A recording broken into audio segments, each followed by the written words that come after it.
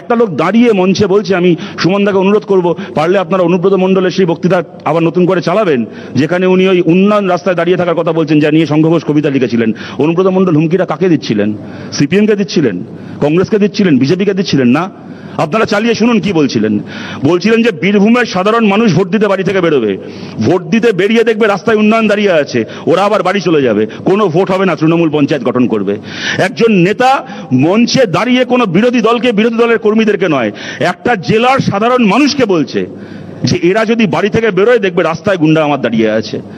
একটা রাজনৈতিক দলের নেতা মঞ্চে দাঁড়িয়ে এইটা ঘোষণা করছে যে বীরভূমে যে মানুষ তৃণমূল কংগ্রেসকে সমর্থন করেন সেই মানুষও পোলিং বুথে গিয়ে তৃণমূল কংগ্রেসকে ভোট দেওয়ার অধিকার পাবে না, কেননা তার হয়েও তার ভোটটা তৃণমূল কংগ্রেসকে আমার ছেলেরাই দেবে।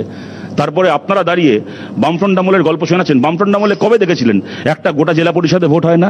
বামফ্রন্ট আমলে কবে দেখেছিলেন যে একটা রাজ্যের মন্ত্রী দাঁড়িয়ে বলেন যে বিরোধী শূন্য পঞ্চায়েত করলে আমি 5 কোটি টাকা দেবো, কোনো হিসেব দিতে হবে না, 5 কোটি টাকা তোমাদের, সরকারি টাকায় তোমাদের বকশিস? কবে দেখেছিলেন? পঞ্চায়েত ভোটের ফলাফল বেরোনোর 48 ঘন্টার মধ্যে। আজকে পার্থদা বলছেন যে 2018 আমাদের ভুল হয়েছিল, 19-এর পরে আমরা স্বীকার করেছিলাম। ঠিকই, ওটাকে স্বীকার করা বলে না, ওটাকে বলে ঠেলার নাম বাবাজি। 18 জবাব 19-এ পেয়েছিলেন, ঠিক স্বীকার করেছিলেন। 18-র ভোটের পরে কি করেছিলেন?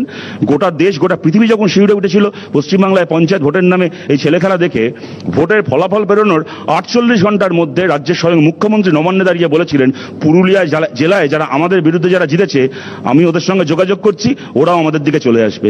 রাজ্যের মুখ্যমন্ত্রী নবান্নে দাঁড়িয়ে বলেছিলেন যে আমি হর্স ট্রেডিং করব, আমি অন্য দলের জেতা পঞ্চায়েতের মেম্বারদেরকে, জেলা পরিষদের মেম্বারদেরকে আঙুল থেকে ভোটের কালি উঠতে পারলো না, 48 ঘন্টার মধ্যে বলছেন ওদেরকে আমি আমার দলে কিনে নেবো। কবে দেখেছিলেন বামফ্রন্ট আমলে অন্য দলের প্রতীকে জেতা কেউ তাকে সিপিএম এর কোনো নেতা বলছে যে আমাদের দলে চলে আসো? কবে দেখেছিলেন বামফ্রন্ট আমলে এটা?